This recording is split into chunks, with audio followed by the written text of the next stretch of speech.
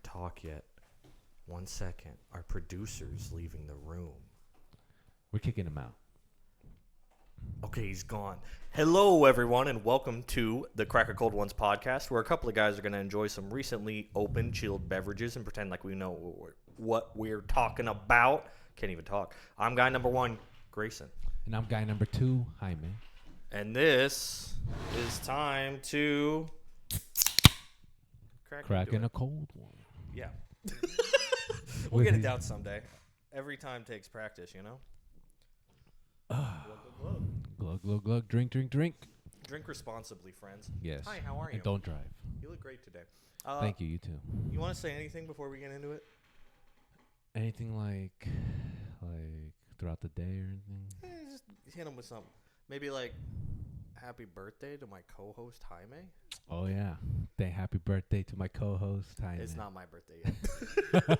Close. Soon. So send those birthday presents. We don't have a P.O. box, so just kind of like throw them outside, and I'm sure they'll make it to us. Or birthday wishes in the comments is fine. That'll work too, I guess. Yeah. Jaime, tell them how old you are. Dang, I am 32 years old. I'm getting up He's there. old as fuck. I'm getting up there. You were born in what? The 1800s? Something like that. I'm 28. I can't even really It starts with a 19. So that means that it's like ancient times. Today we got some stuff to talk to you guys about. It's been kind of a slow week for football, but we got some other sports shit, so we're gonna jump into it. First of all, congratulations to Michigan on winning our good old-fashioned March Madness season, beating UConn 69 to 63.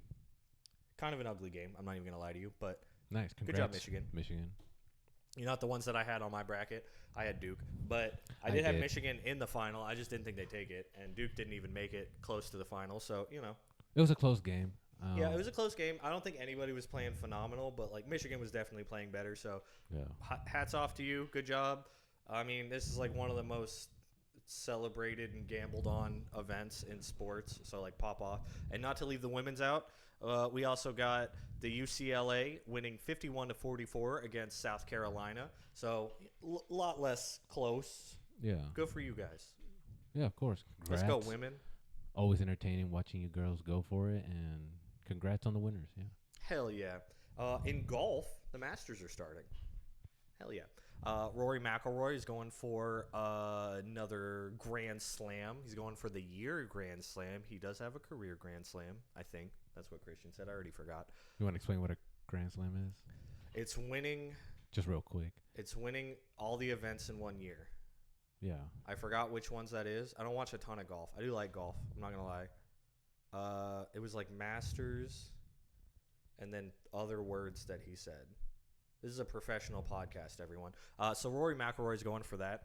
And in less positive news, Tiger Woods was in a car accident. Did we talk about this last week? I think we touched up on it. I know we brought up Tiger Woods at one point. It's weird to talk about Tiger Woods most of the time, but Tiger Woods was in a car accident. He rolled over his vehicle. He has been accused of essentially driving under the influence. He passed a breathalyzer, but refused the urinalysis test. Always suspect. So they're now trying to subpoena a urinalysis or something like that.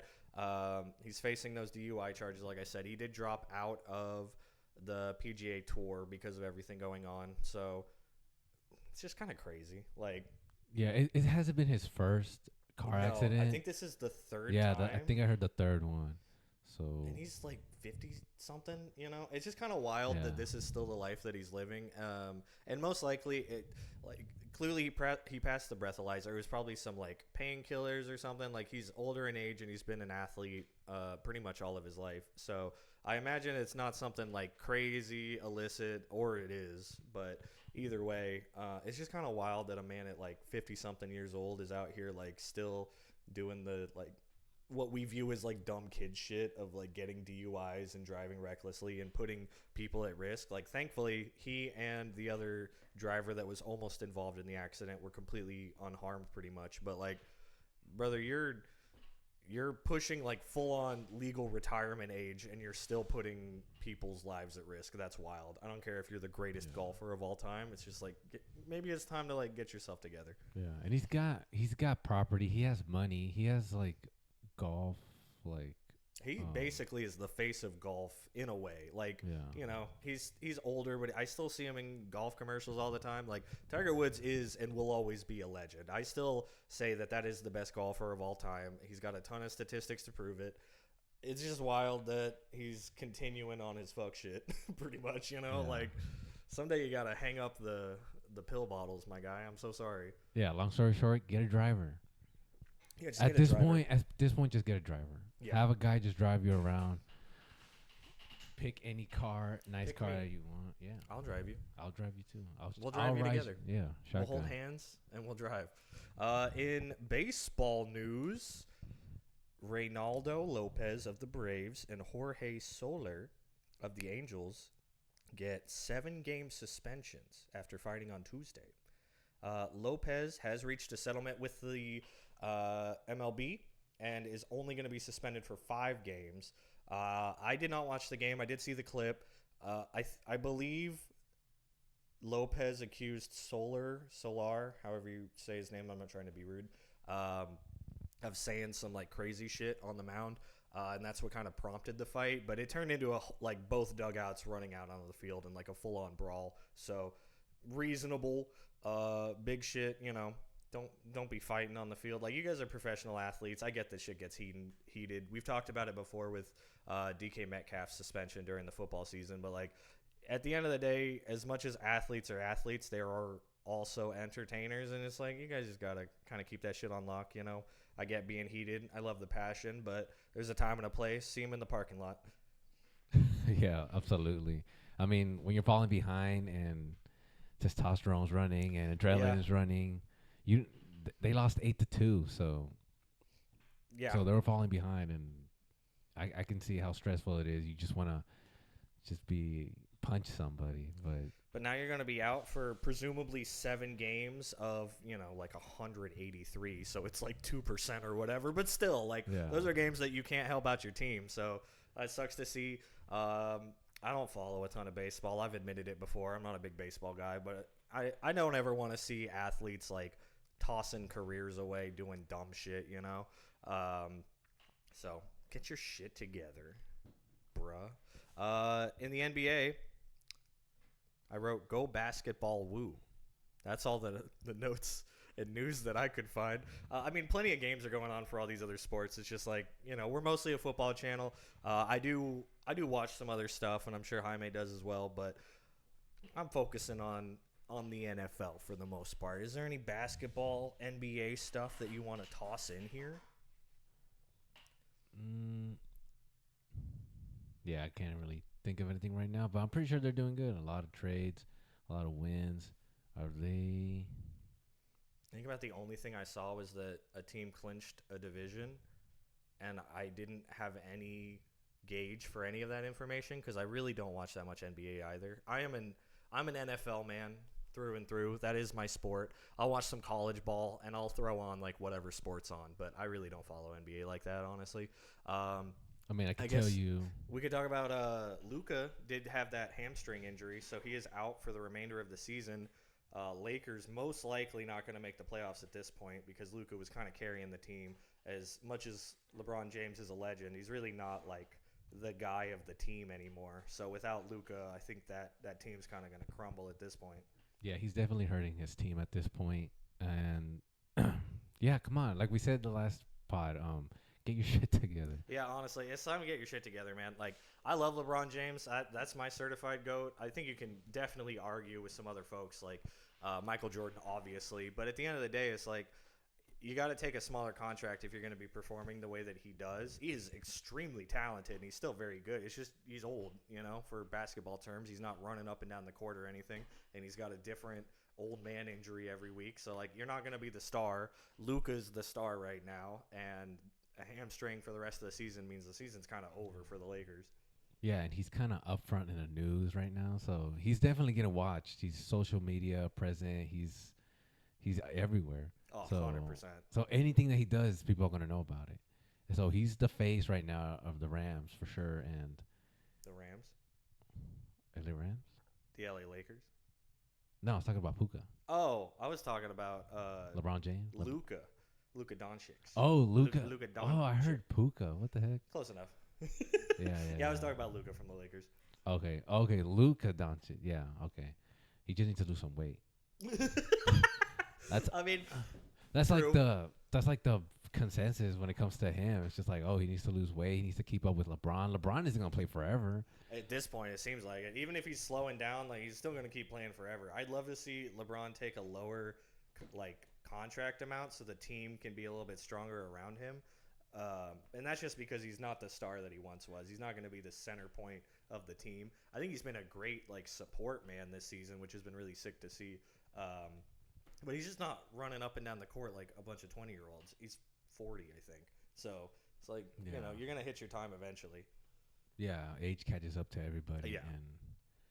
And LeBron James isn't getting any younger, and he's desperate for that ring. So I think he's going to milk it as much as he can, be his own horse, if you know what I'm saying. I think he's still got like another year or two on his Lakers contract. Knowing him, I fully believe he is going to finish out that contract before he even considers retiring, and just pray to God that he gets a ring in the meantime. Because I know he wants another one. I don't blame him. Like, that's kind of the only thing holding him back in a lot of people's estimations.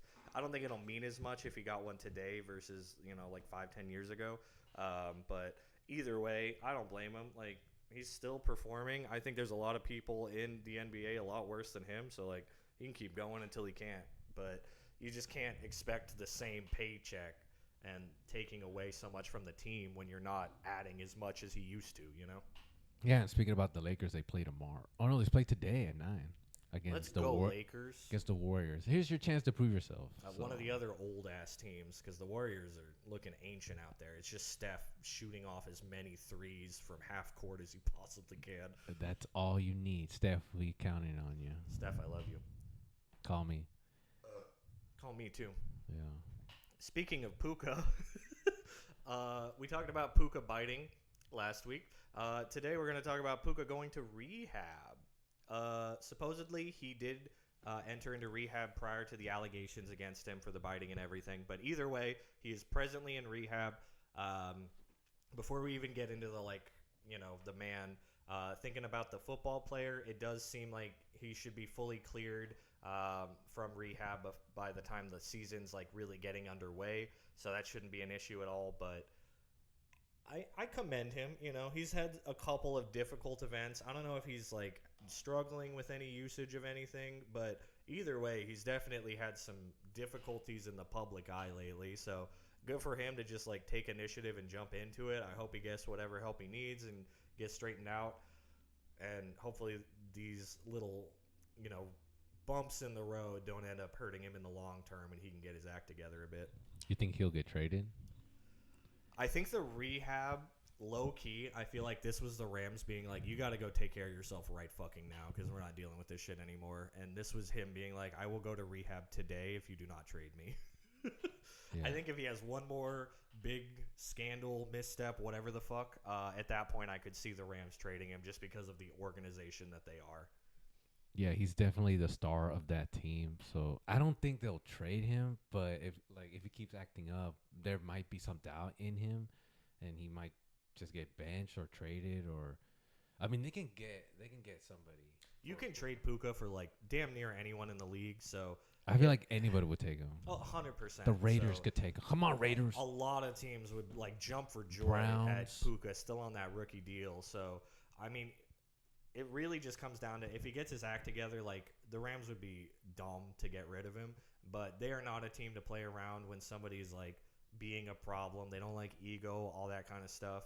You can get other phenomenal wide receivers. Like I think Puka is one of the best out there, but there's other guys that are legit. So if they feel like there's too much liability, there could be some suspension in his future or something like that. I could absolutely see the Rams being like, it's not worth the worrying about this. Like, let's just get us like a solid workhorse guy to take over or whatever. Yeah. If he can't be their rock, they'll just find another rock. eventually. I mean, it's just rumors right now. None of this is set in stone or anything like that. We're just 100%. we're just talking right now. I mean, he's a good dude. I don't know him personally, but it's not like he's a bad Friend kid. Of the podcast, Puka Nakua.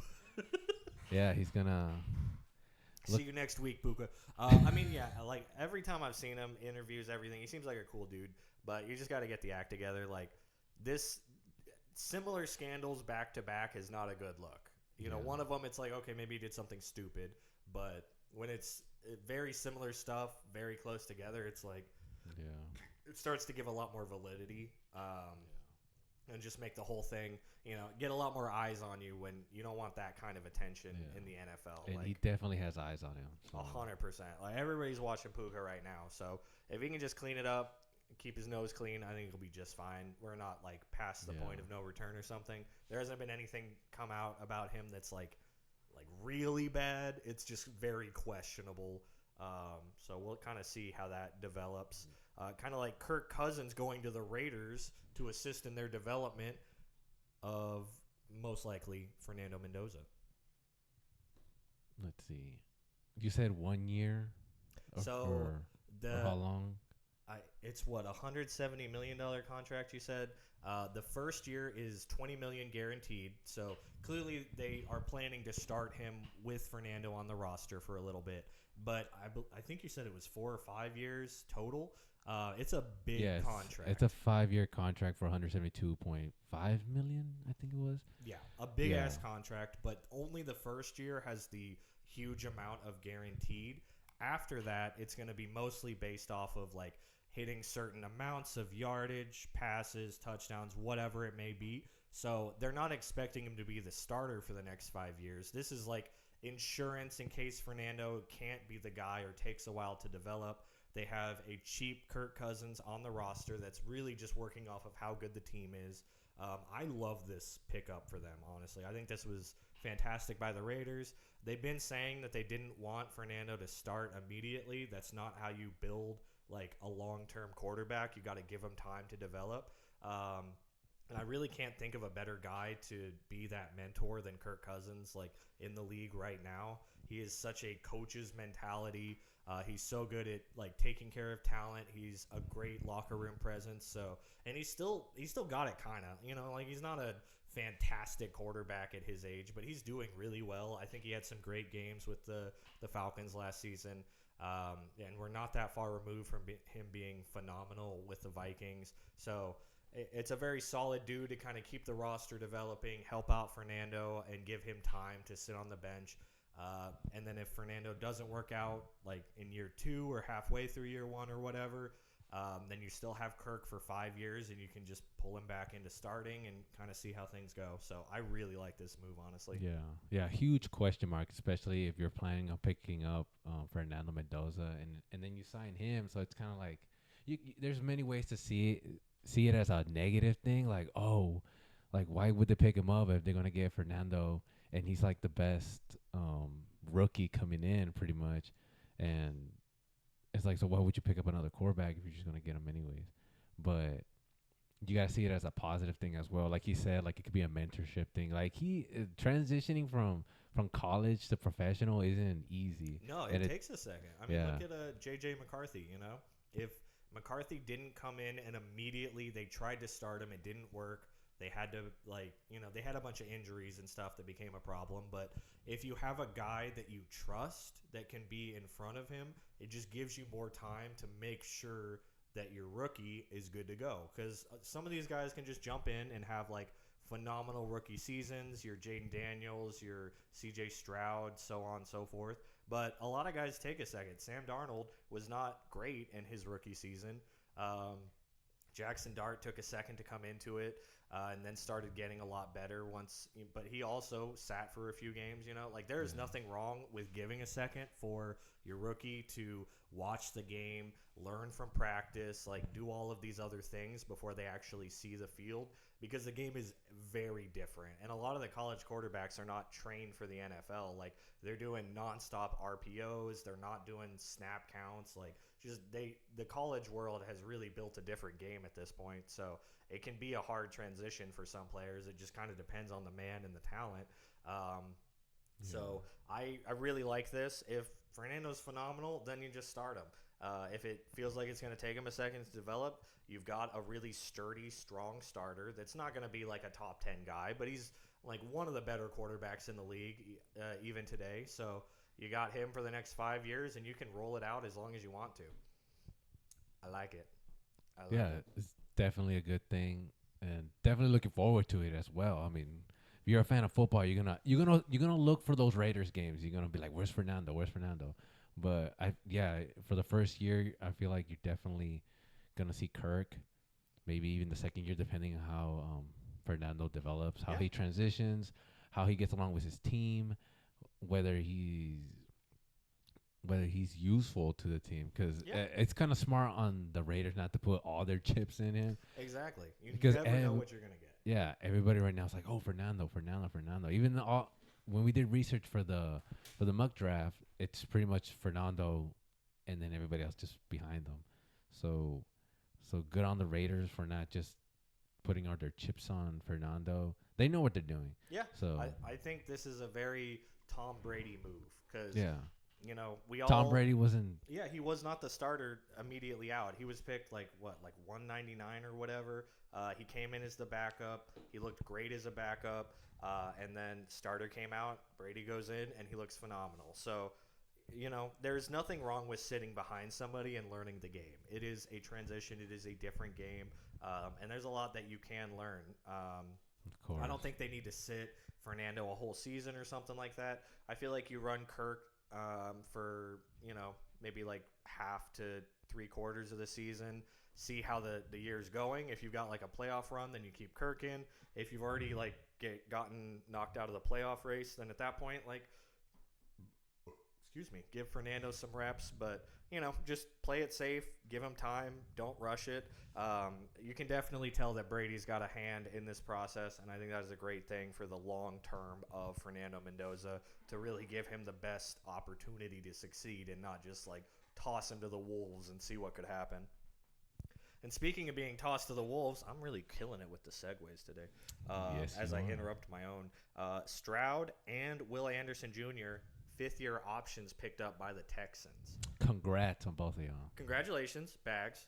Will Anderson Jr., least surprising fifth-year pickup I've ever seen. Stroud, I am a little surprised. I just didn't think they would do it now. Like, they've been saying that Stroud's the guy. I respect that.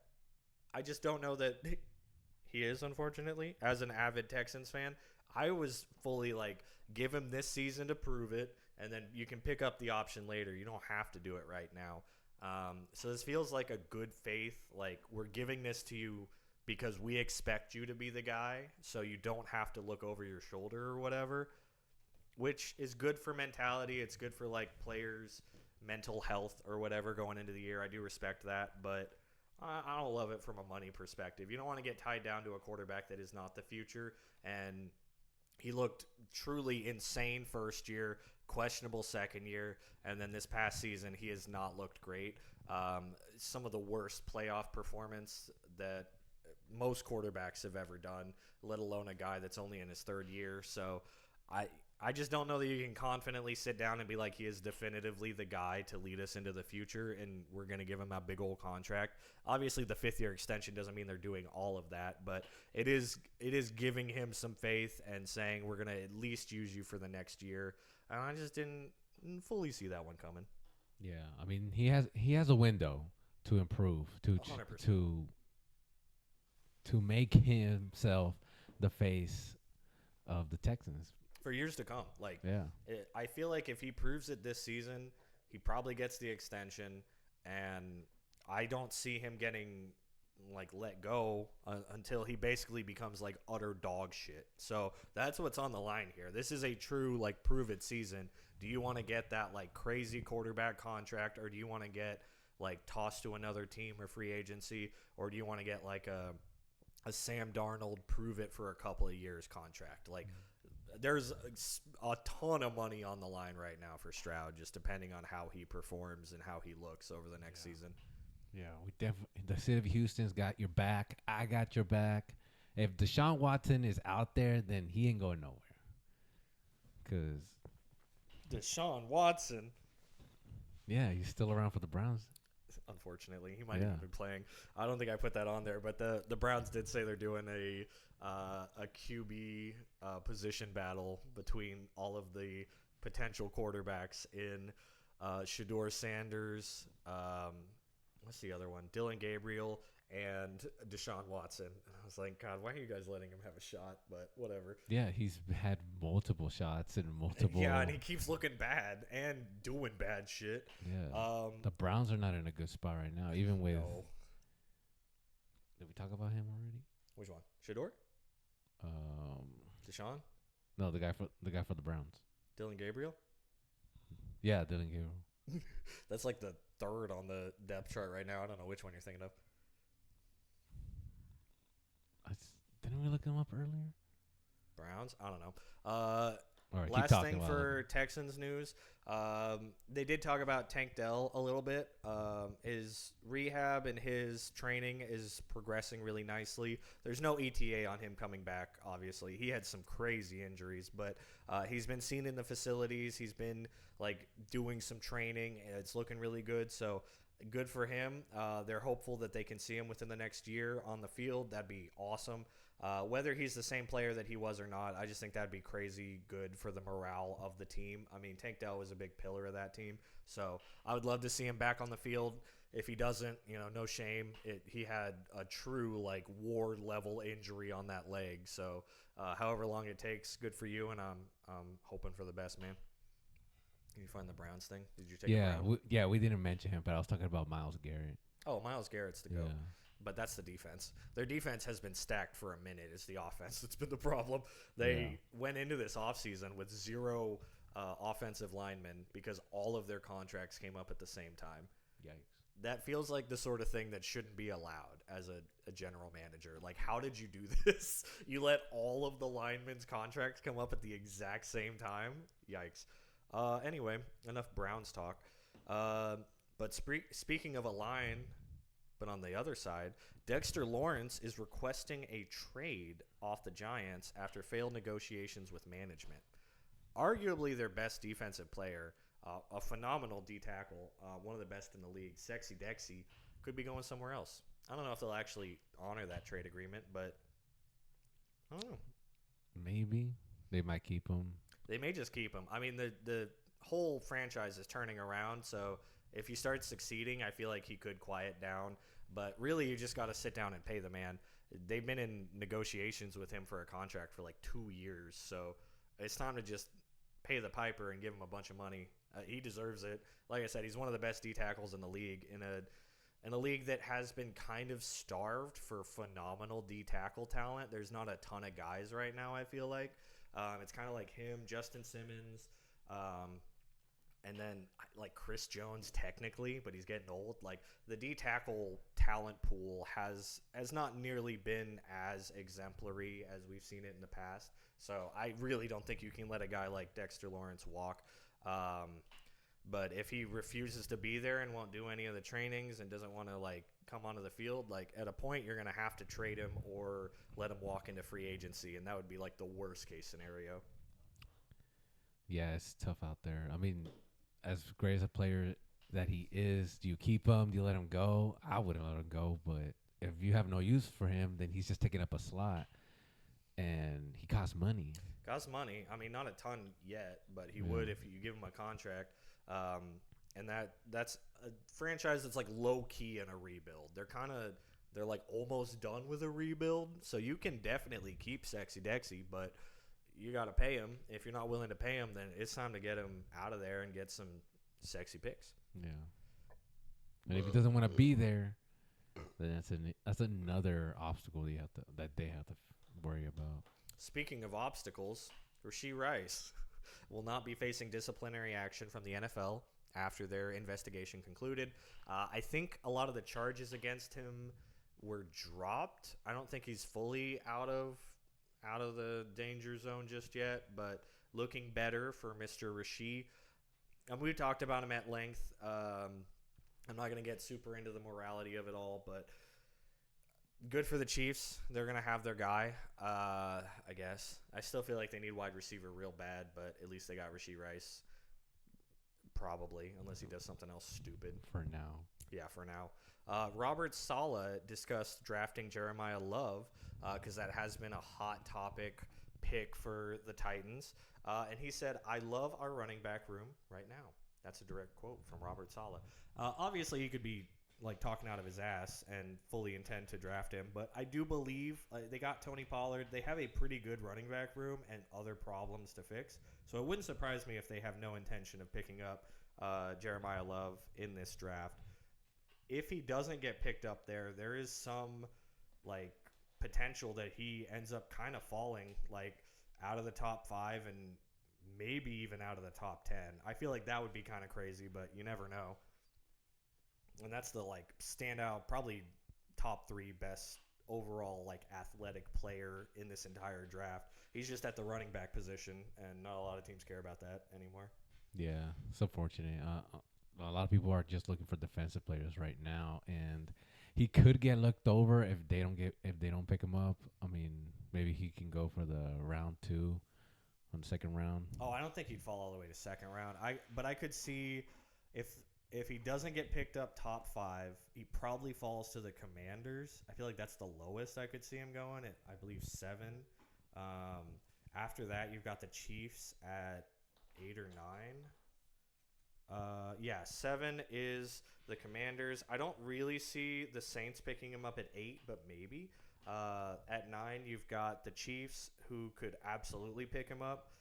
And then he could fall like kind of far, maybe to the Cowboys, maybe to the Rams, but it would be kind of crazy to just see like such a talented player fall so far down just because people don't, teams don't value the running back position like they used to, especially in such a stacked defensive draft.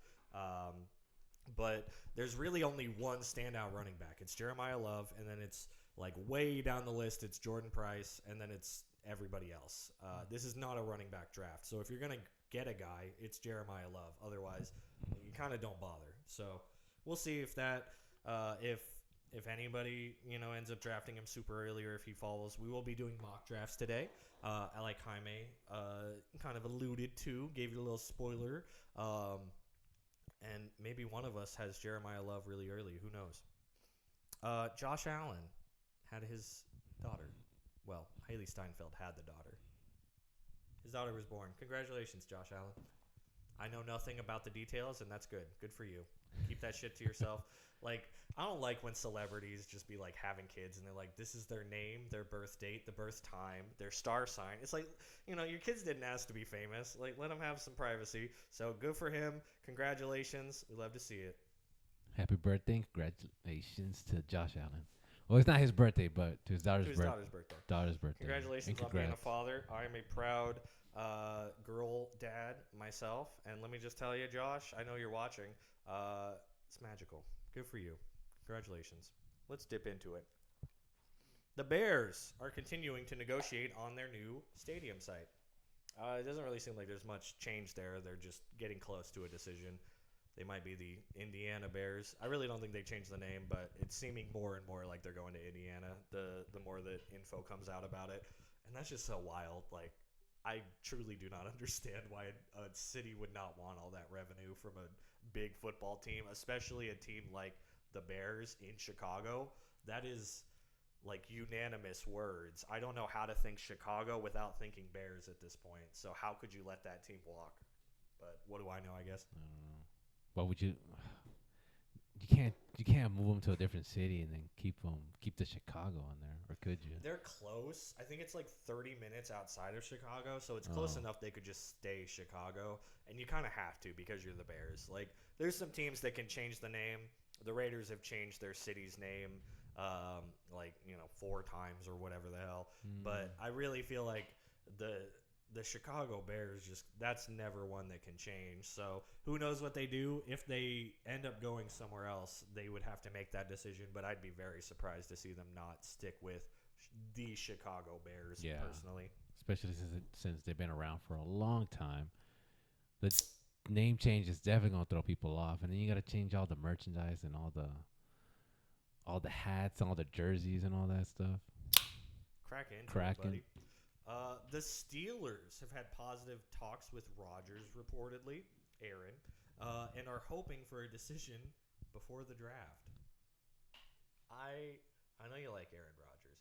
Why are we waiting so long for this, man? What do you mean we're waiting until the draft to see what happens? Like, if you don't have him, do you have a quarterback? It does not make sense to me. Make the man make a decision, goddammit. Yeah, I mean, get him now. Like, what you said, what are we waiting for?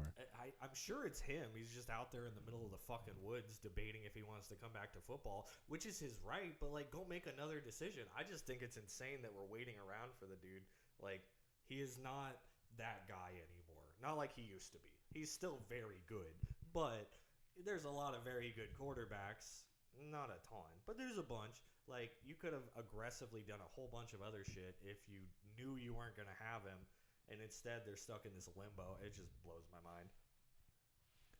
And the Browns have withdrawn their proposal for 5 years of draft picks to be tradable. Good job, Browns. You made a good decision. I'm proud of you. Whoa, they were going to give up 5 years of their draft picks? So they were trying to put in, like, offer whatever, a new rule to the NFL that you could make trades for up to 5 years ahead for draft picks. I think that's a bad idea because the Browns offered it. We talked about it a little bit in the past, but it is I don't hate the idea. I just feel like it means, like, general managers about to lose their job are just going to be like, trade everything. I don't give a shit. Like, we need to win today.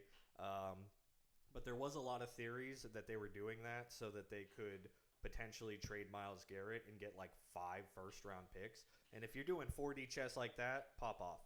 Good for you. I don't know that you can ever trade a guy like Myles Garrett. He's synonymous with the team.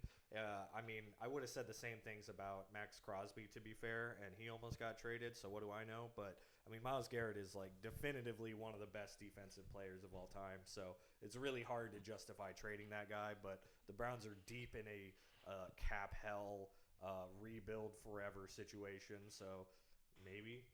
Yeah. But either way, they backed out of it, so if they were considering trading him, maybe they ended up deciding against it or managed to kind of talk him off the ledge or whatever it may be. So that has been withdrawn. Well, good luck, Browns, and hopefully they figure something out. Because, I mean, they've been struggling. They're going to continue to struggle. So until they get rid of the Deshaun Watson insane contract, they're going to keep struggling. Like, they are in true cap hell right now. But who knows?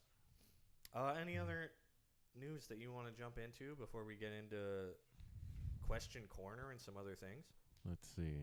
Do I have any more Browns news? Hit me with your favorite Brown. What's my favorite Brown news? He has so many notes for the mock draft. Look at that. What a prepared man. Yeah, like if you're into football, which is all of y'all watching, I hope. I would think so. Yeah. Look into your teams. Learn about your positions. Learn about who's being traded. Watch college. Honestly, you gotta watch everything. You gotta be on top of every little bit of news that comes out. But, like, if you look into start with your favorite team and then just go from there, you'll fall in love with the game even more. Just like doing research for this, like, I've learned so much and I've learned to appreciate the game even more. Still got a lot to learn, but we're gonna get there. Absolutely. I could not echo that louder. I was not a big football fan up until a couple years ago. I went to a preseason Texans game. They were playing against the Jaguars, and it's preseason, so it's all, like, backups and shit, and still just the energy was electric. It, like, fully hooked me, and I was like, okay, I gotta watch some more of this shit. I had, like, watched football before, obviously, but I was never a big football guy. I started getting into it. I watched a bunch of games. I got very passionate about the Texans. Ended up getting a bunch of tickets to games and going to a bunch more games. That just, like, fueled this, like, undying love for football, and now I am balls deep and I follow all this stuff. Like, I did fantasy football for years, and I never really cared that much about it, but then I started caring about the players and, like, how things were going on that team and all sorts of stuff. Like, you never know what part of anything can get you passionate, but especially when we're talking football, like, there's a million things to love. I couldn't even get into all of it, but you never know what might hook you. So absolutely give it a shot. Start diving in and just see what's going on. I feel like this is the part of the year where a lot of people check out of what's going on with the NFL, but like draft season is crazy exciting to me. I love looking at all the prospects, seeing where teams' thoughts are, like seeing all the trades in the offseason. Like there's so much interesting shit to see. There's so many like fascinating things to learn about the game in general and how all of the managing and moving of pieces goes. Like it's sick. So highly recommend. Jaime, you're a genius. Continue. Thank you. Well, before I continue, he just cracked the fuck out of me. Pause. Resume. What you got for me?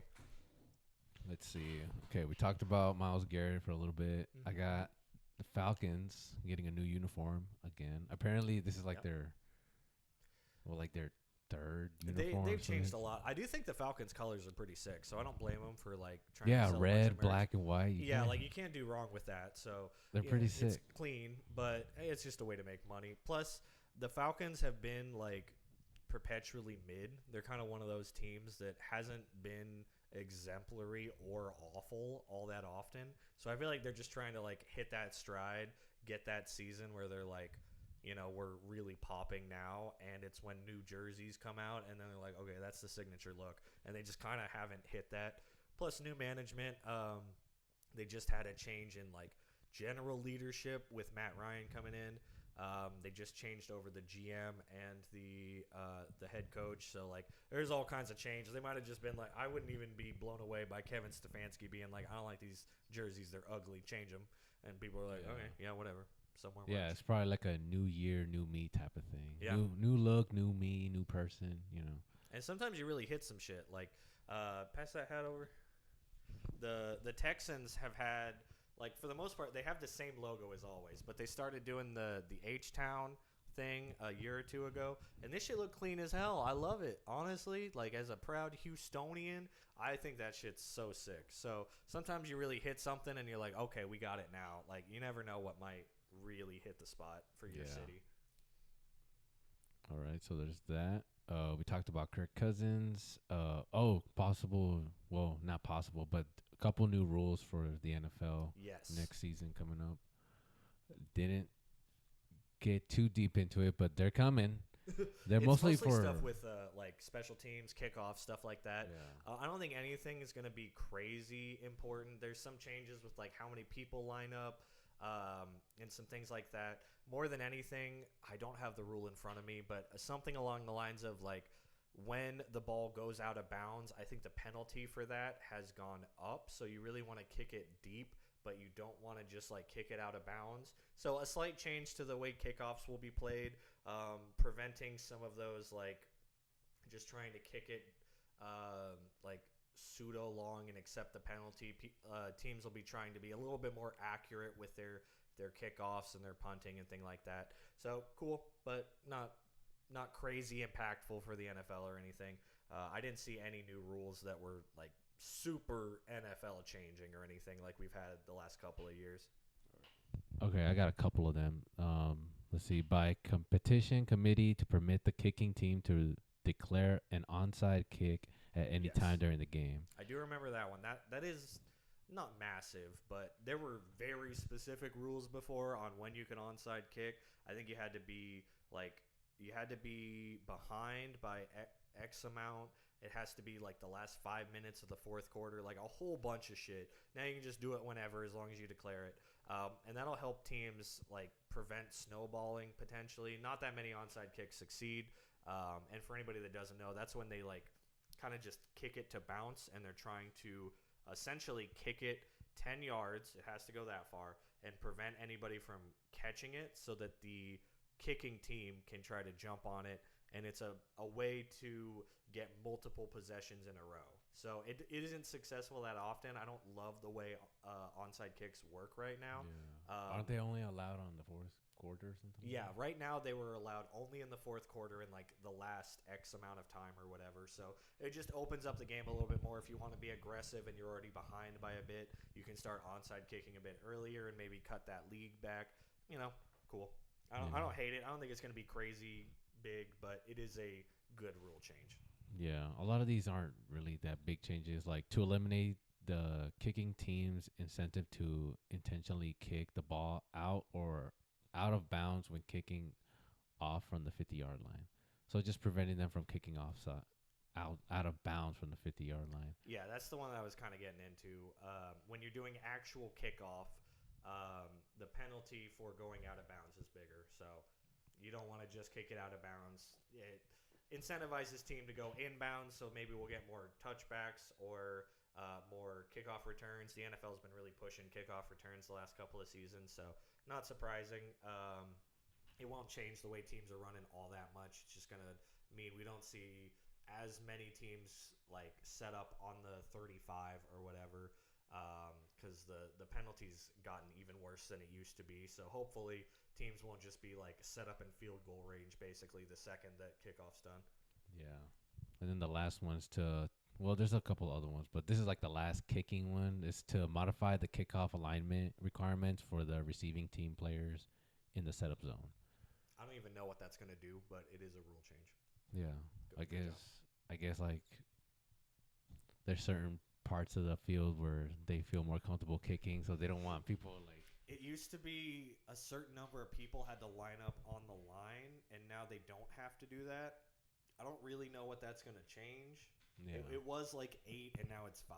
So I don't really know what the reason for that is, but it can change some of the schemes for special teams and stuff like that. So sure, whatever.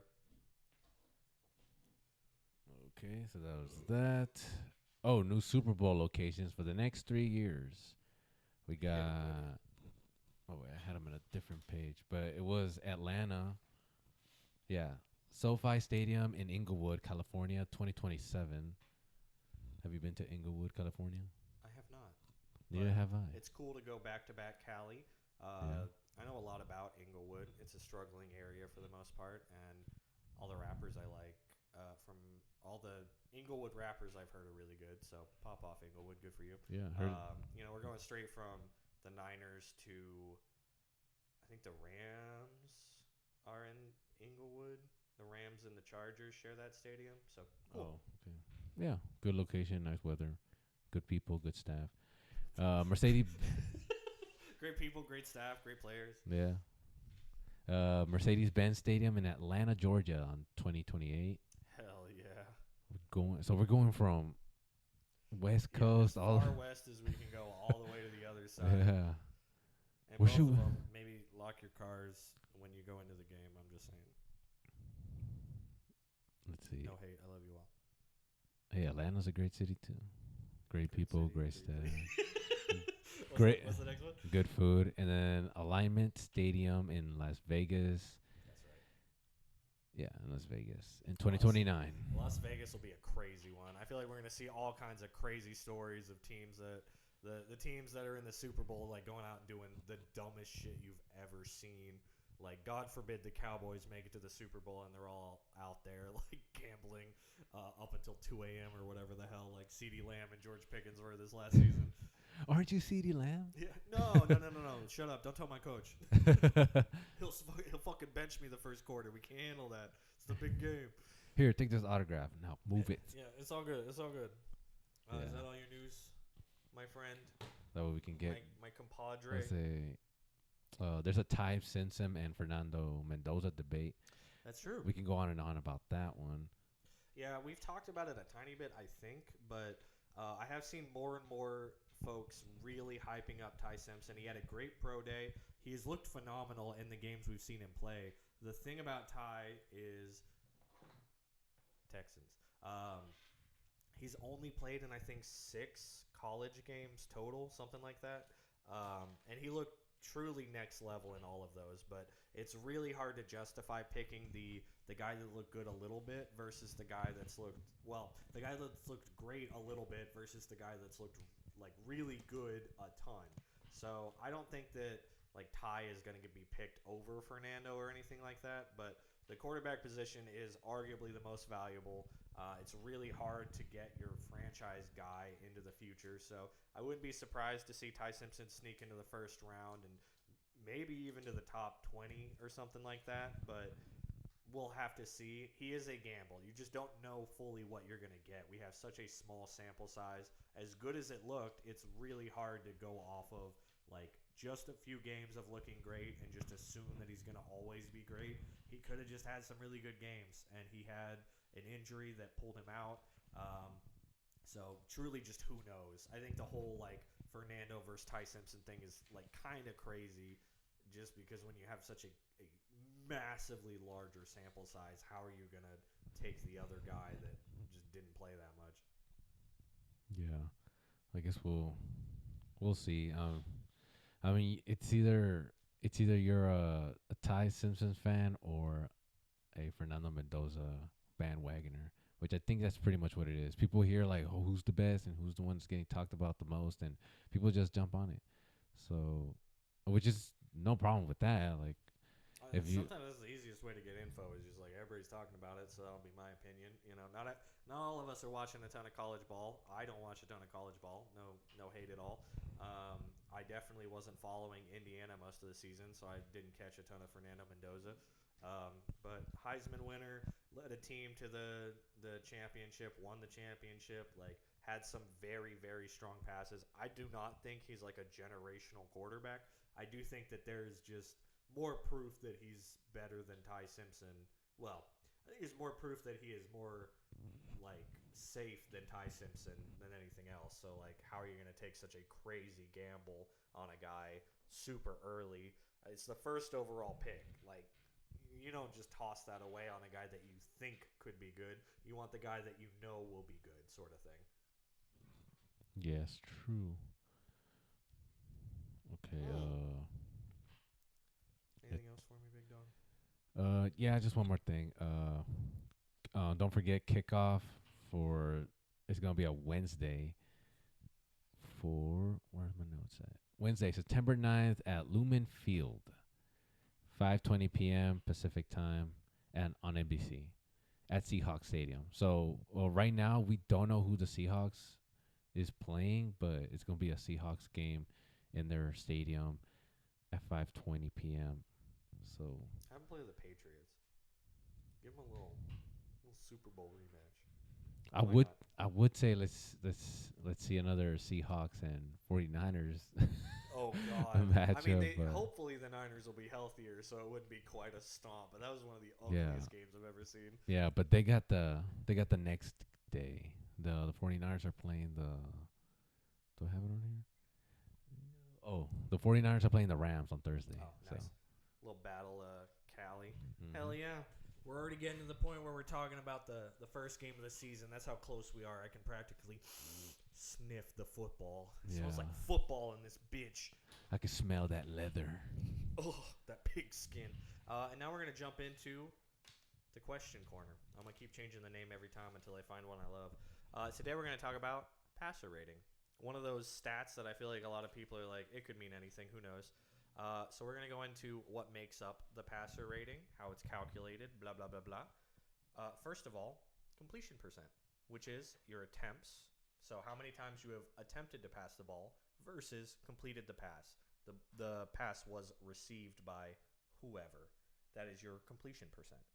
Yards per attempt. So if you throw the ball behind the line of scrimmage, it goes like 2 yards ahead.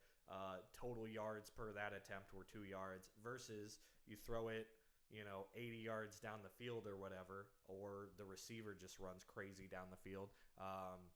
That's your yards per attempt. So when you threw the ball, how far down the field did it actually go?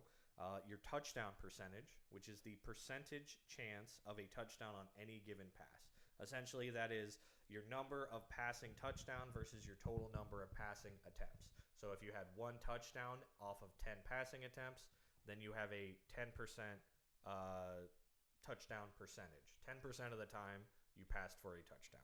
Interception percentage is the exact same thing, but with interceptions. So if you had 1 interception out of 10 passes, then your interception percentage was 10%. And then you put it all in a blender with a big old calculation that I don't care about, and that's how you get passer rating. A perfect passer rating in the NFL is 158.3. That's the maximum score achievable based off the formula that was developed in 1971, which is part of the reason that they have a perfect one. When they made up all these numbers in the perfect, they didn't think anybody would ever hit it because the game has just changed a lot. Back in the 70s, we were not passing nearly the same as what we are now.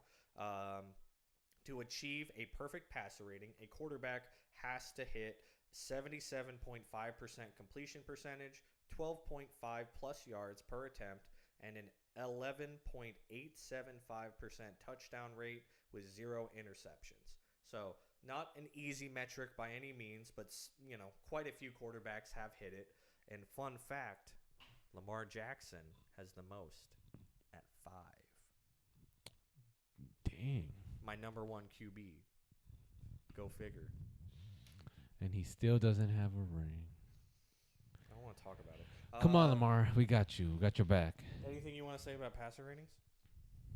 No, not really. You pretty much covered the whole Yeah, I mean, list. that's all the specifics of it. I feel like that's a stat that gets talked about a lot is like, oh, look at, his passer ratings like 102. He's so good and stuff like that. But they don't really say like where that comes from.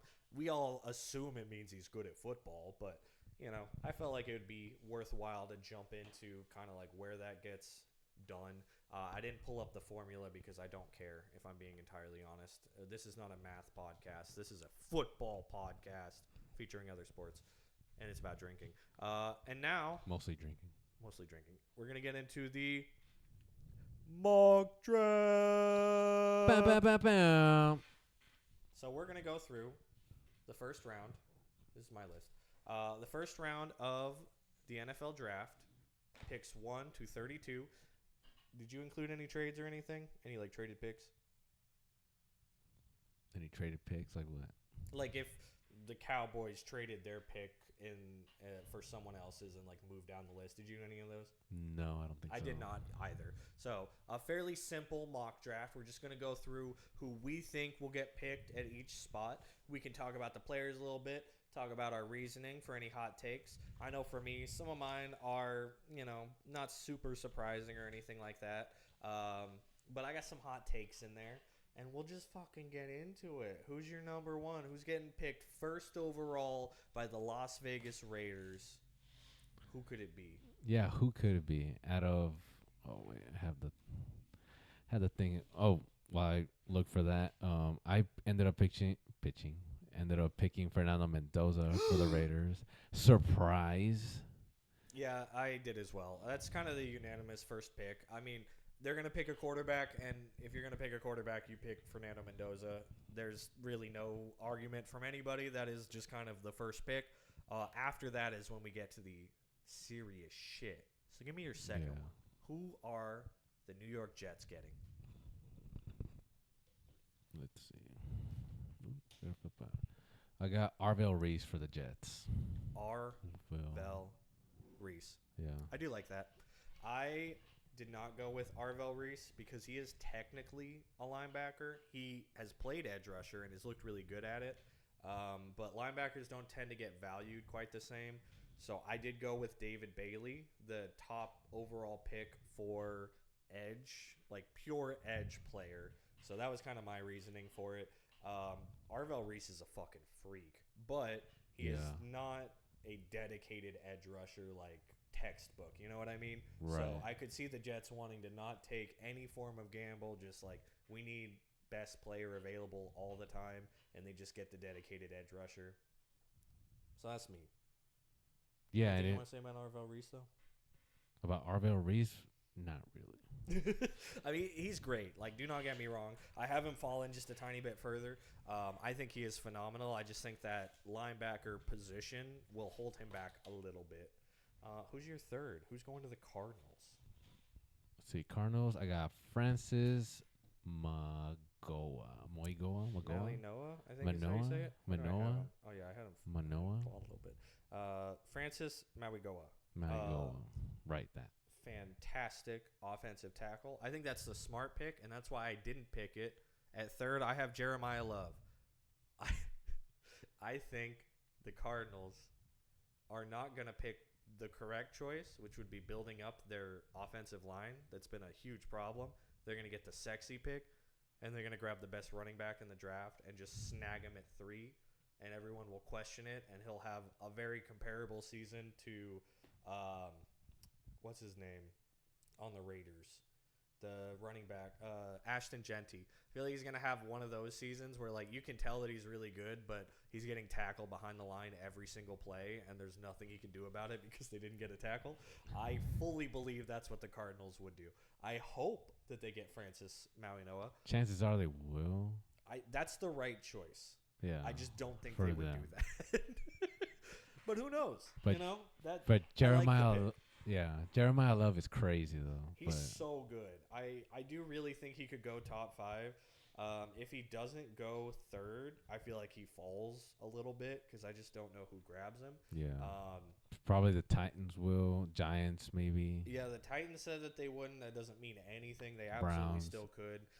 The Giants have Cam Scatterbo, but that does not mean that they can't get another running back by, like, any stretch of the imagination. Yeah. I just feel like they have other big needs. Yeah. So I was like, yeah, I'm just gonna slam dunk Jeremiah Love at 3. I felt good about that one. Yeah. If the Titans don't pick him up, then the Commanders might. Yeah, I do think that's the lowest that he falls. I could not see him falling past 7. As much as the Commanders need a lot of things, they need running back so bad. Their running back room is awful. Who do you have at 4 to the Tennessee Titans? Speaking of, oh wait. Did I go with Jeremiah Love? No, I did not. I went with David Bailey instead. David Bailey, my edge to the Jets, going to the Titans. I do like that one. I went with Ruben Bain, another edge rusher.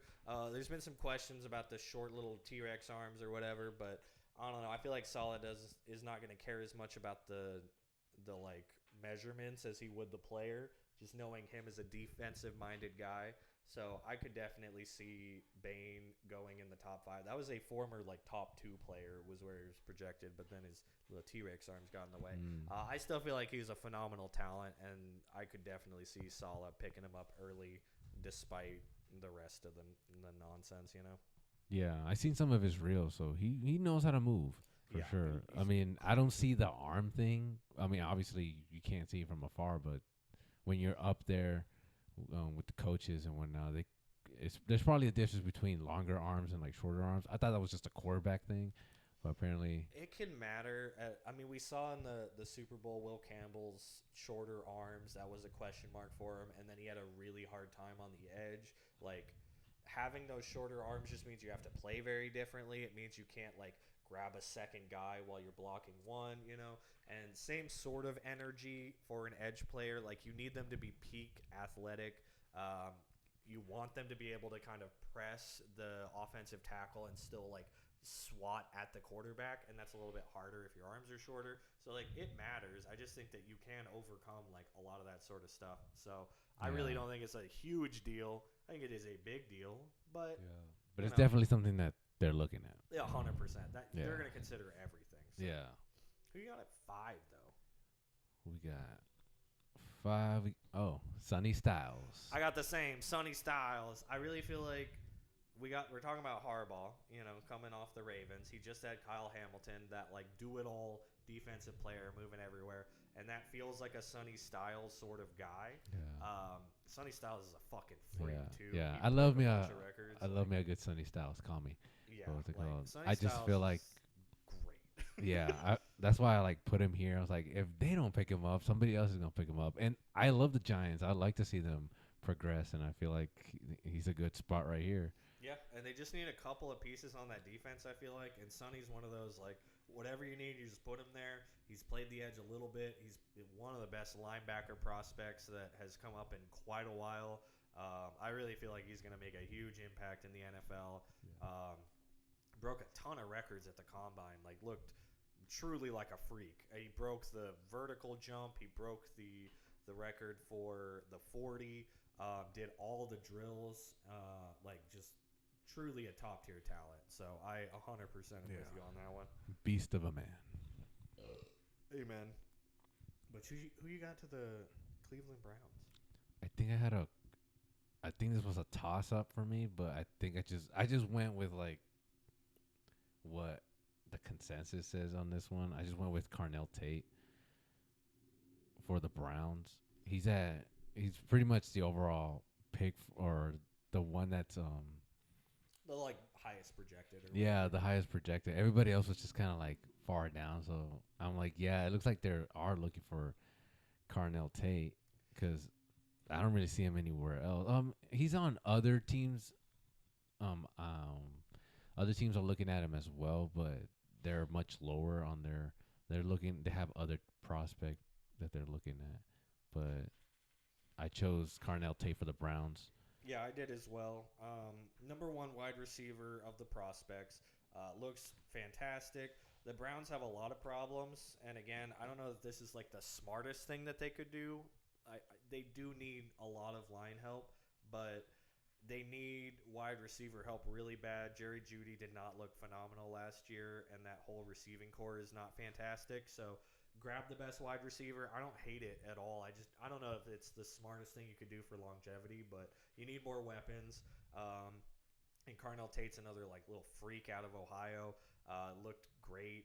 A little bit of a slower 40 compared to what people were expecting for whatever reason, but it was still a great 40. He looked great in all the drills. Like a really, really good wide receiver. And there's not a ton of wide receiver depth in this draft. I feel like a lot of the offensive positions are we've got some really good talent, but for the most part it drops off really fast. This is really a defensive draft, and a lot of like unsexy positions like safety, linebacker, stuff like that. So yeah, I have Carnell Tate to the Browns as well. Who you got at 7? Let's see, for the Commanders, I got. Did I just go with the consensus here too? Yeah, I just went with Jeremiah Love here. The fall stops. Yeah. Yeah, that's a good one. I fully agree. I think if he falls past like the top 4 or 5, like he's going to 7. There's just no way you let him drop any further than that. You're not gonna let like the Chiefs take him or something. I do have Arvell Reese here. I feel like the Commanders just need everything on that defense. They're old as hell, and it's like a huge problem. So the fact that Arvell Reese isn't a dedicated edge rusher through all of his time in college is much less of a problem. You've got that linebacker that can do a bunch of stuff. Similar to Sonny Styles, not quite the same prospect. He could definitely be a dedicated edge rusher if he wants to and if you train him up to be it. But they just kind of need all sorts of pieces, and this is a great piece to build around for me. So I liked it. We got to the Saints. The Saints. Let's see. Saints. I got Ruben Bain. Ruben Bain ceases his fall for you. I like that. I have a different edge. I've got Akeem Mesidor.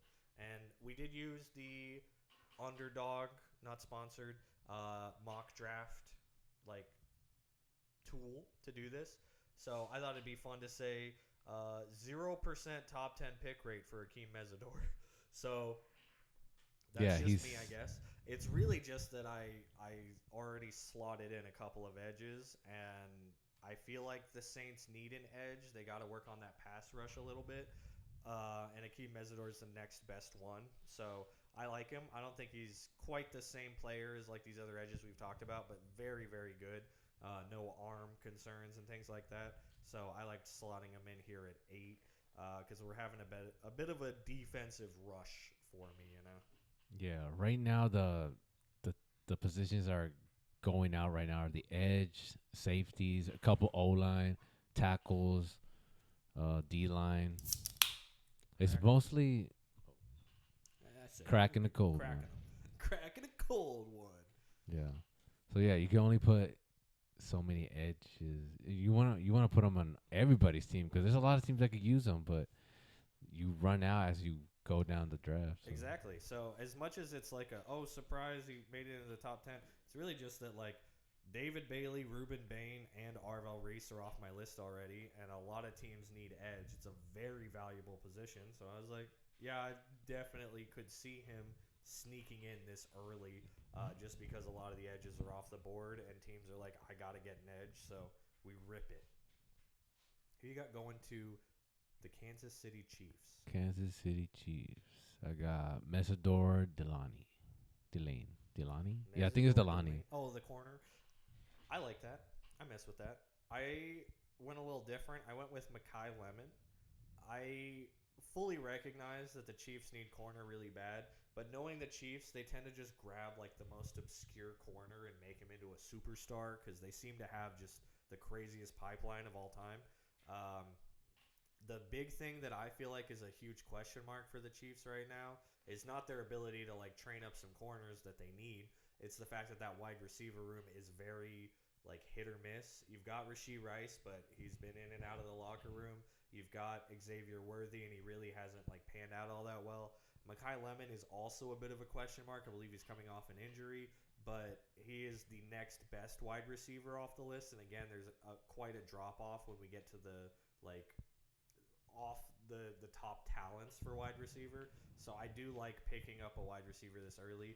And low key, I feel like you can pick just about any position for the Chiefs besides like quarterback, and they kind of need it. They're aging all across the roster, so I don't know that you can make a wrong pick here. But what about the Cincinnati Bengals? Who you got? Let's see. Cincinnati Bengals. I got Caleb Downs. Caleb Downs. I like that. I have him a tiny bit lower, as in one lower. Caleb Downs is phenomenal, though. Have you watched much tape on him? No, I haven't seen. He is like one of them ones when it comes to safety. He is top tier. I think he's going to be a crazy ass defensive player.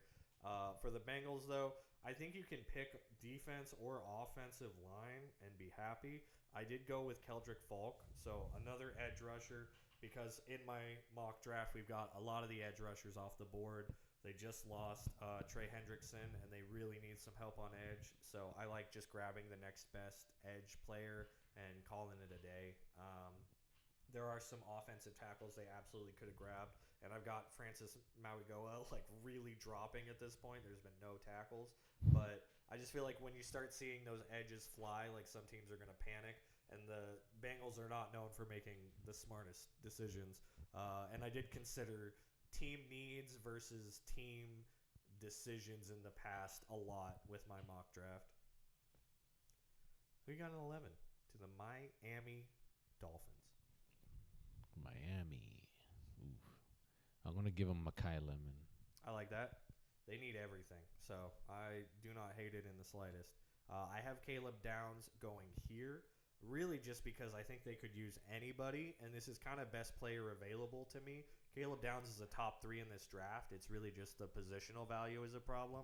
So I feel like at this point that they just take the great guy and don't think too hard about it.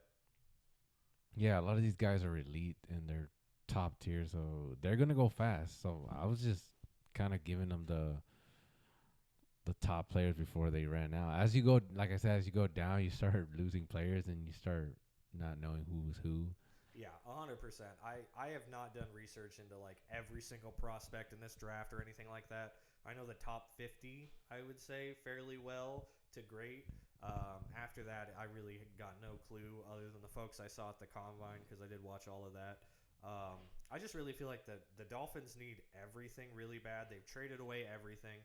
So you just grab best player available, someone you can build around, and Caleb Downs is definitely that guy. He is a top-tier player, one of the best like quality, athletically gifted players in this draft. Yeah. So you just grab him and you don't think too hard about it. Yeah. Positional value only goes so far in such a defensive draft, and kind of a overall weaker draft, I would say. There's some super standouts, but there's a lot of positions where the top players are just like leagues ahead of everybody below them, sort of thing. So, yeah, and Caleb Downs is definitely a player that are being looked at by many other teams. So. Oh, 100%. Yeah. I feel like the only thing holding him back is that safety isn't super valued in the NFL right now, but it's becoming more valued as that like run stopper and deep threat take awayer. So, who knows? Yeah. A lot of these players get repeated. Like if you do research, a lot of these players are just kind of like just repeated throughout each team. there's obviously some like exceptions, like Fernando Mendoza, obviously. Yeah, everybody's got Fernando to the Raiders, but a lot of this top 10 is very much debated right now. If you're picking in the top 10, you're probably not in a great state. So a lot of these teams, they have a lot of needs. So take your pick. They could grab just about every position and be happy about it. So there's no right or wrong. We'll see where things land once the draft actually happens. But no one will predict what actually happens perfectly. There's going to be trades around. There's going to be upsets. There'll be falls. Who knows? This is just kind of a fun way to talk about some draft prospects and talk about the draft a little bit more until we actually get to it in a couple weeks. Yeah, it's kind of like a puzzle. It's trying to see who would be the better piece on each slot, and a lot of players are, like I said, they're repeated. So if one of them is taken, then they could just take the next runner-up player and then just kind of mold it into their team, pretty much. Absolutely. So these guys won't go to waste. So there's a team. There's a team for them. So 100%. I mean, like, some folks will fall out of the draft. It always happens. But we've seen guys like Puka went in the 6th round. Brady was, just shy of 200. Like, every year somebody falls crazy. Shador was the big popular fall from the last draft. He didn't go until, I think, the 5th round or whatever. You just never know. Some guys you're like, oh, they'll definitely go early, and they just don't. These teams are looking at a lot more than we as like watchers are. We're not scouts by any means. There's a whole lot of info you gain by like really diving into every bit of film, the measurements, doing the interviews. Like, there's so many factors to consider when it comes to drafting a player. So you just truly never know what's going to happen. Yep. But with all of that, who you got to the Cowboys? Your favorite team? Let's see. Tony Romo's Cowboys. Does Tony Romo have a son? Jason Romo. Jason Romo is definitely him. Okay. I finally went apart from the consensus, and I picked Keldrick Falk. Okay. Folk. Yeah, I had him a little bit. I had him 2 picks ago at the Bengals. I think they could definitely use some edge help. I think they need a lot of help on the defense in general, and the Cowboys are one of the hardest ones to pick because they kind of just pick based off of players they like, not necessarily like the highest projected or most talented or whatever. I went with Mansour Delane at this point. I do think they need a lot of help at corner, safety, linebacker. Like, honestly, you could take your pick on the defense. They've got a lot of holes. And Mansour Delane has fallen a little bit in my mock draft, so this just felt like the most likely spot that you would finally get picked up. Yeah, it looks like the Cowboys are pretty much, or people are kind of giving them Jermod McCoy. I can see that. If Mansour Delane gets picked up, Jermod McCoy is like the 2nd highest cornerback prospect. So, and I think they've talked about him a little bit as liking him. He's kind of like a Cowboys vibe player. So I could definitely see them, even if Mansour Delane is available, just picking Jermod McCoy because they like him. But again, the Cowboys were like kind of the hardest one for me to pick. I just stared at it for a while because you can never predict Jerry Jones. Yeah, because they could go for the player that they need, but they're probably going to go for the player that they just like. Yeah, that looks good. They could get a quarterback in the 1st round, and it wouldn't blow me away. I would just be like, "That's the Cowboys for you." They're like, "Yeah, whatever." Who you got to the LA Rams? Let's see. I got Jordan Tyson. I have Jordan Tyson as well. Yeah, I actually seen some Jordan Tyson. This beer's hitting me for sure. Jordan Tyson for sure, and I like what I saw. Yeah, he's a great wide receiver. I feel like it doesn't get talked about a ton. It's been kind of circulating a little bit more with the Puka stuff that the Rams do need wide receivers. They have Puka, obviously, Devontae Adams for now, and then it kind of falls off a cliff. So I really like them getting a super solid wide receiver 3 that can slot into that 2 once Devontae Adams inevitably retires or just kind of ages out of being helpful.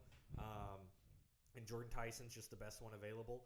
That team is like damn near perfect. Like the Rams have an incredible roster. So at this point, you start drafting for the future in my eyes. And I feel like wide receiver is the biggest thing that's going to be a problem soon. It's just not a problem yet. So I've also heard talk about grabbing Ty Simpson here.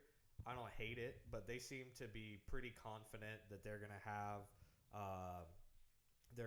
Matthew Stafford into next season, and they're just going to figure it out at that point. I mean, Stafford said that he is good for at least one more year. Who knows at that point? But next year will be a lot stronger of a QB draft, so I don't hate that either. You know, just grab best player available. Ty Simpson is a weird one, so I don't even have him in my top 32, I don't think. No, I do not. I could see him sneaking in. I just don't know. Who you got to the Baltimore Ravens? Ooh. One of my favorite teams. I think I got Vega Leon. Vega Leon? Yeah, Vega Leon. Who's Vega Leon? I don't even think I have him. Yeah, Vega Leon. Well, I didn't say his full name. Oleva Vega Leon. Oh, yeah. The interior alignment. Okay, yeah. I was like, who the hell are you talking about? Okay. That's what they call him. They call him Vega Leon. So I'm just like, I'm assuming from Street Fighter. I'm like that. I like it. For me, I have Francis Mauigoa finally getting picked up. They need a lot of help on that line, and in my mock, I've just had the tackles and generally O-line help kind of fallen. So this was finally the spot where I was like, okay, they grab a lineman.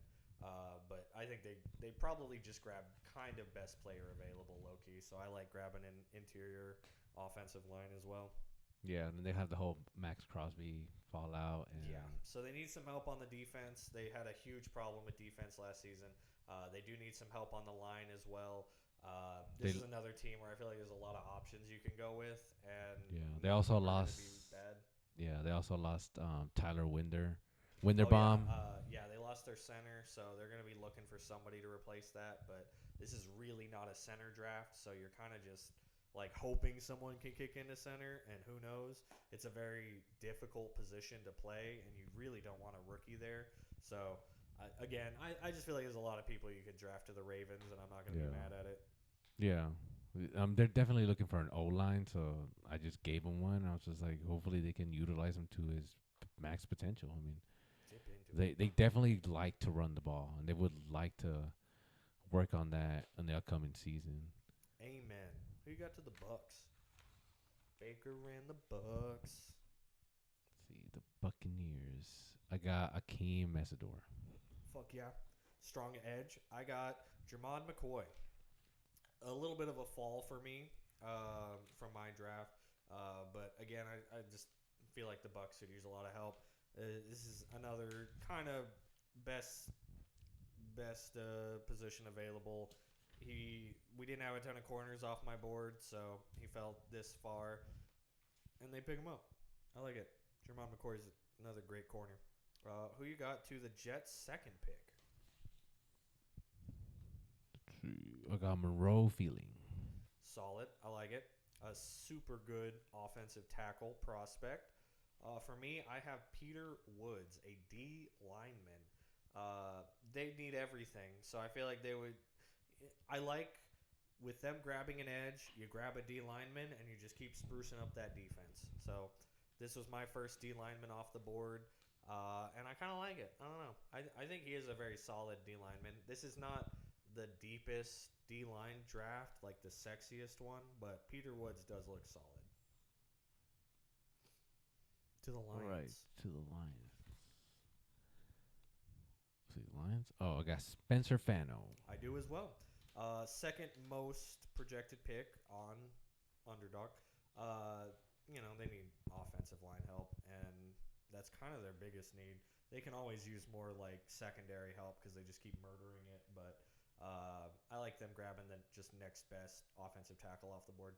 Yeah, they definitely like to run the ball. They got the best running back, Jahmyr Gibbs. Yeah, definitely in that talk for best running back. Like, I don't even think that's a huge argument. He is phenomenal. It's like him, Bijan, you know, these just like next level guys where they're just a freak out there. Yeah, so they can definitely use Fano for like tackling and guarding, and they can run the ball for the entire game if they want. Really though. Who you got going to the Minnesota Vikings? Let's see. I got Dylan Tiedemann. I do as well. Just next safety off the board for me. Secondary help is their biggest problem. They need safeties really bad. That is another really strong roster. Obviously, quarterback's a concern, but like kind of outside of that, they're looking good. So I really like Thieneman. Number 19, we've got the Carolina Panthers. Who you got? Is that Caden Proctor? Yeah, Caden Proctor. Caden Proctor. I fucks with it. I have him a little bit later. I did swap, essentially, for Monroe Freeling. I don't remember why, but I had a reason. I've just drank since then. But I grabbed Monroe Freeling as the offensive tackle here. Again, they just kind of need some line help. They're kind of a weird team for me because they have a lot of good stuff, but it feels like they just randomly forget how to play football. Yeah. So I was like, yeah, let's just toss them a tackle. Like, they kind of need all sorts of random things, I guess. Yeah, they definitely need to build up their offense. Yeah, they definitely need a pass catcher is what I got from that. But, yeah, they're pretty solid. I mean, they did pretty well. Well, kind of. Yeah, I mean, kind of. Playoffs. Yeah. Technicality. So who knows? Number 20, we got the Cowboys again. Who you got? We got Kenyon Sadiq. Oh, a nice little tight end. I like it. Very good tight end as well. I have Emmanuel McNeil-Warren. Next best safety off the board for me. Again, they just need a bunch of help in that secondary. They need a lot of help on the defense, and this is just the one that I snagged. I feel like there's a ton of people you could pick, and I wouldn't hate it. To the Steelers. Who you got? I got Aaron Rodgers to steal that. Nice. Aaron Rodgers drafted 2026. Again. Yeah. Surprising everyone and no one. Let's see. I got Avion Terrell to the Steelers. Avion Terrell. Did I already toss him in? Where is he? Oh, yeah. I got him going a little bit later. I have here Vega Leon. Just some more line help. Again, this is just one of those rosters where I feel like there's a lot of problems, so I like grabbing them some linemen. They could use a lot of defensive players, but I feel like I've kind of snuck a lot of the really, really good defensive players already, so I just tossed them a lineman and called it a day. Yeah, they also lost James Pierre to the Vikings. So. Yeah. Who you got for the Chargers? I got Peter Woods. Peter Woods. Peter Woods is a name that comes up a lot. So he's a very good D-line. Yes. It's just another, D tackles aren't valued crazy high. We don't have a ton of standouts right now, like I was talking about earlier. So I had him a little bit earlier, but I do really like Peter Woods to that Chargers team. I feel like that is a spot that they could improve at. I have Kenyon Sadiq here. I don't know that they necessarily are like desperate for a tight end, but just knowing Mike McDaniel and how fast he likes to play, Kenyon Sadiq is a very fast tight end, very talented player, and I just think he opens up the playbook that McDaniels likes to run. So that's kind of what drew me to that. Not a super common pick for the Chargers, but with that offense in mind, like they've done some work on the offensive line. You can always do more, and they had a huge problem with that historically. But I do feel like they grab a piece like a Kenyon Sadiq if he falls this far. Who you got to the Philly Eagles? I got Caleb Lomu. Which one? Caleb Lomu. Caleb Lomu. Lomu. Caleb Lomu. I don't even think I got him on here. Moo. Wow. What position does he play? I know the name, but it's not coming to me right now. He is a... How come I don't... Hold on. Who could it be? Who could it be? I didn't write his position, though. Whoops. While he looks that up, I've got Caden Proctor, an offensive tackle. They lost some offensive line help a little bit this past season, and they've got some aging talent. So I like grabbing some tackles just to kind of trade into the future. Caden Proctor is just the next best one available. So that's kind of where I went. I feel like that's another one of those super stacked teams where they don't super need anything. So you can kind of just grab somebody for the future. He's an offensive tackle from there you go. Utah. Yeah. Oh, he's the next one on my list, and I didn't see him. Nice. I'm so smart. Next up, we got the Browns. Spoiled it. I got Caleb Lomu. Who you got? I got Emmanuel McNeil Warren.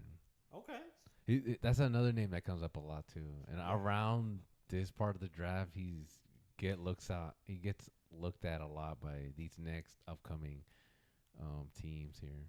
Yeah, this is about the range where a safety is a bit more reasonable. It's one thing with a guy like, where'd he go? Caleb Downs, who is just like a freak athlete. But when you're talking about Emmanuel McNeil Warren, that's a little bit of a different one. He is very good, but he's not like a freak. So I respect it, but I did grab him some line help. And I guess since I went first last time, I'll keep going with that. Next up, we got the Bears, and I went with T.J. Parker and edge. And I went with T.J. Parker. I think that's just their biggest problem. They need more pass rush. There was so many times that they were very good at like capitalizing on plays last season, but their pass rush was awful.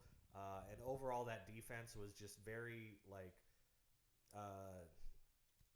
What's the word? Bad. They picked people off the most of any team, but I feel like they just capitalized on moments. They weren't very good overall. So you grab just a really solid edge to try to beef up that pass rush a little bit. Yeah, for the Bears, I got a lot of lost turnovers, and they lost a lot of safeties as well. But they definitely need the defense. They need a lot, but they do. They weirdly need a lot, but it's mostly on the defensive side of the ball. That offense is very clean. They just have like weird gaps on defense. For a team that went as far as they did, they really weren't very good on defense. They just were great at capitalizing on mistakes. Opportunistic, that's the word I wanted. Very opportunistic defense, but not a great one. So I like them grabbing another really good defensive piece. After that, I've got the Bills grabbing C.J. Allen, linebacker. Again, they need a lot of defensive help. They need a lot of help in a bunch of spots. I've talked at length about my problems with the Bills, but I do think linebacker is like one of their biggest needs, and C.J. Allen is just the next best linebacker available. Yeah, same here. C.J. Allen. And the only reason I chose C.J. Allen is because I want to see two Allens on this roster, just so I can hear Allen passing to Allen. He's on defense. He's on defense? Yeah. What if he does something? They could toss him in for a play. Yeah. What's the name of the guy? Josh Hines Allen off the, I think, Jags. Fun fact for you, he used to go by Josh Allen in the NFL, but he changed, basically he added in his middle name because people kept confusing it, and he was like, I am not beating out Josh Allen. No, I'm not that Josh Allen. I'm not that Josh Allen. I'm said the other in the one. playoffs when the Bills and the Jags played, I was like, if I was Josh Hines Allen, I would have gone up to Josh Allen and been like, look, man, we're playing for the name. If I win, then you gotta fucking put your middle name in this bitch. But they didn't win anyway, so it didn't matter. But yeah, I got CJ Allen as well. Next up, we got the Niners. I picked up KC Concepcion for them, a wide receiver. They've just got such a weird wide receiver room. They've got like a Ricky Pearsall, but you just lost Brandon Ayuk. They've got George Kittle, but he's getting older. Like they just picked up off the Bucks. I don't know words anymore. Mike Evans. They just grabbed Mike Evans in free agency, but he's not going to be around forever. So I like them grabbing some young wide receiver talent to spruce up that wide receiver room a little bit because that is a weird spot for them.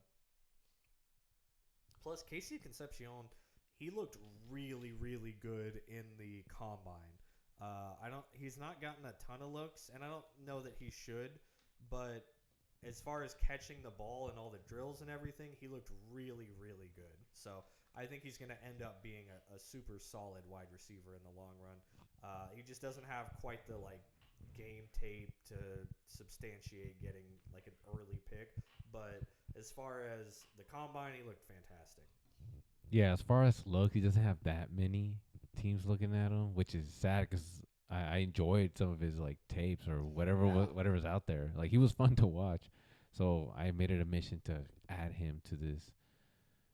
I got him later on, but it just there wasn't that many teams left looking at him or needing him, so I just kind of just slapped him somewhere where he could get utilized by a good franchise. Who'd you grab for the Niners, though? I got Omar Cooper Jr. Okay. A different wide receiver. I like that. Yeah.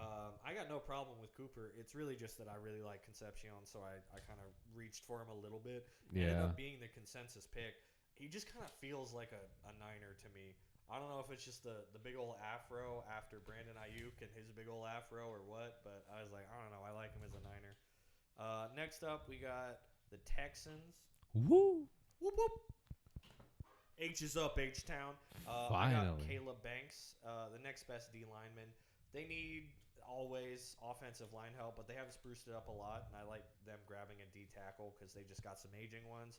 I think for the most part, this is where Peter Woods tends to get picked up in a lot of drafts, but he's already gotten grabbed in mine, so I have Caleb Banks here. Yeah, and I got Balake Miller.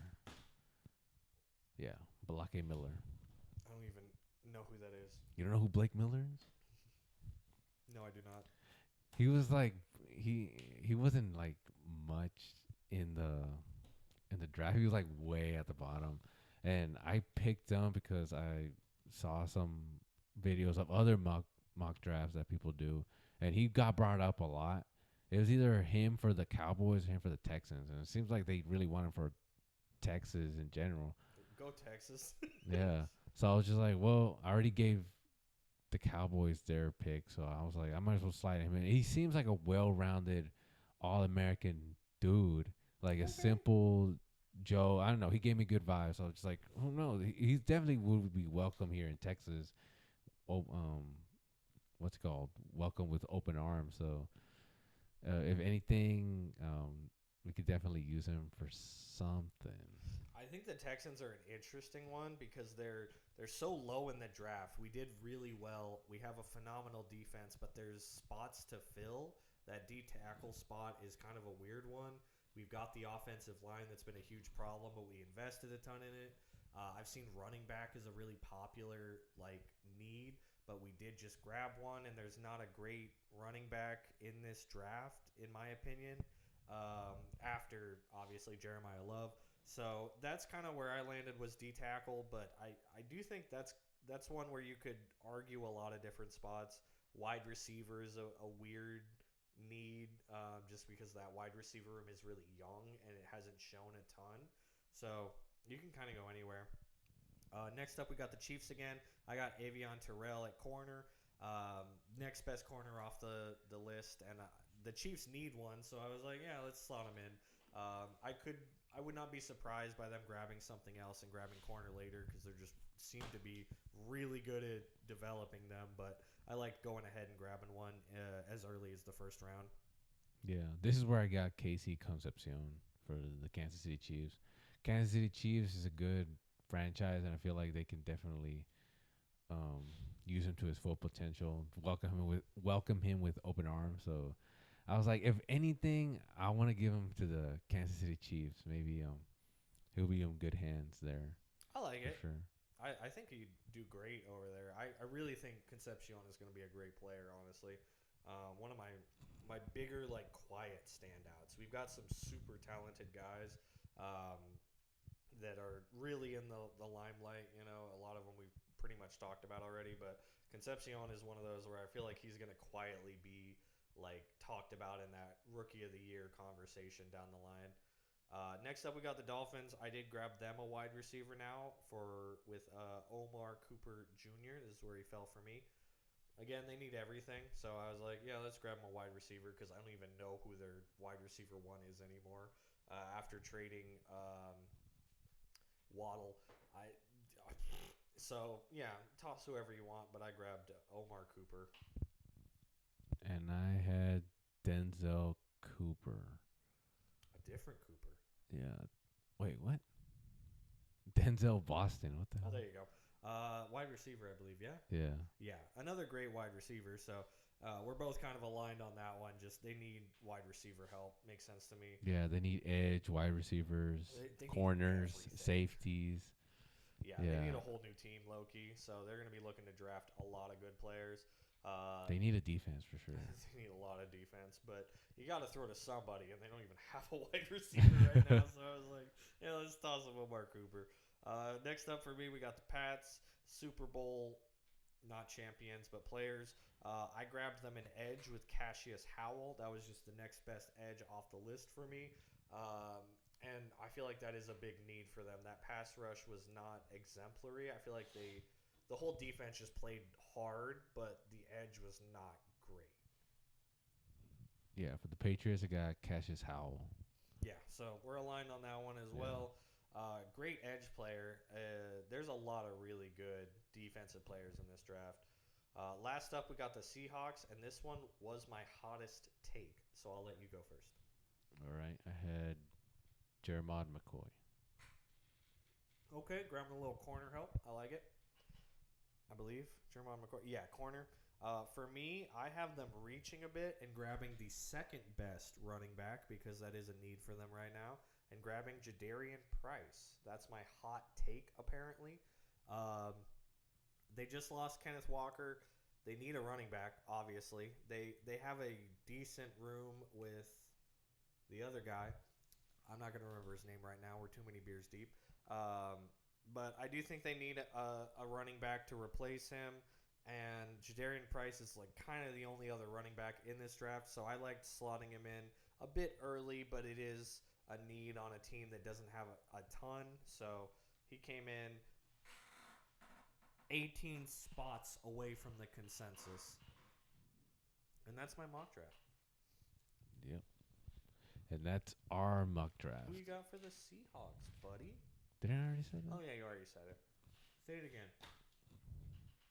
Yeah, Jeremiah McCoy. Yeah, I liked it the second time. Their defense is already phenomenal, and I feel like from here, I think they just want to build up their defense even more. Yeah, why not? You can kind of grab whatever. Like I like running backs just because it's a position of need, but they don't have a lot of positions of need right now. So you could go best player. You could go just a guy you like. I don't think there's a wrong answer here. They lost some folks, but nothing insane. So bless me.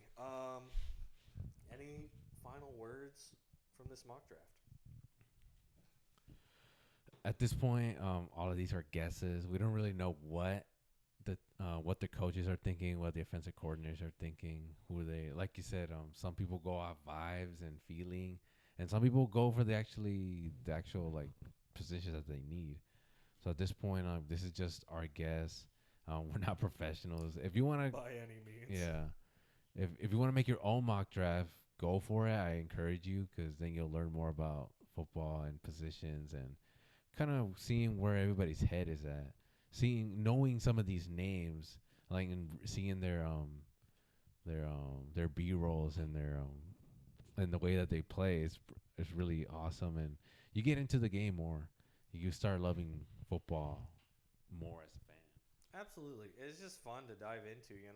Gives you an excuse to talk ball when we're in kind of a weird season for talking football. I felt like now is a good time to do a mock draft. Obviously, we'll be wrong on maybe everything. Who knows? You can never perfect predict, but it's fun to talk about. It's fun to discuss. It's fun to look at the prospects and just do a little bit of research. I know for me, I've done a fair amount of research. I am by no means a professional. I am not a scout. I don't know shit, but I had fun looking at all the different players, looking at their game tape, looking at the combine, and just kind of getting a gauge for roughly where teams are kind of at with players. Is fun. So highly recommend if anybody has a fun little mock draft sort of pick that they want to toss into the comments. I'd love to see it. If you want to just tell us that we're dumb, I love to hear it. Just tell me why. And other than that, anything else you want to leave them with today? Yeah, just pretty much just have fun with it. It at, the draft is like what in a week or two. Yeah, it's a couple weeks. I think it's like the 23rd or something. Yeah. We're coming up on So it. so it's coming up. Tis the season. You know, if you're gonna do one of these, now's the time. Yeah. It's a fun way to just talk about some players and have an excuse to watch some more football. So now's definitely the time. Yeah, make your drafts and then watch the draft because we'll definitely be watching it as well. And then you get to see where you stand with the actual like decisions, the actual picks, and you just be like, "Whoa, I know that guy." Yeah, I talked about that. That's the one that I had there. You know, it makes me a little smart. I was like, "Oh snap! I had that one higher. I had this guy lower. My guy didn't even get chosen at all." Yeah.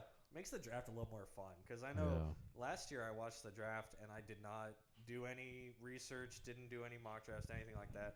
And I was just sitting there and I was like, cool, they grabbed it. You know, I was just looking at positions. So I was like, that's rad. They grabbed a wide receiver. But I had like no gauge for like, I've never heard of this person before. It meant nothing to me. So it'll be cool sitting down for the draft and like really understanding a lot of these top picks and seeing how it goes.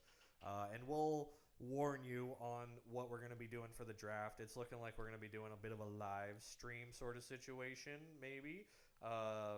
We obviously can't stream the coverage, but we can just stream us talking about it, drinking some beers, do a little crack cam or something for the number of beers. And we'll have some fun with it, you know? We'll talk about the players, talk about the picks. If anything super crazy happens, as it always does, we can talk about that too.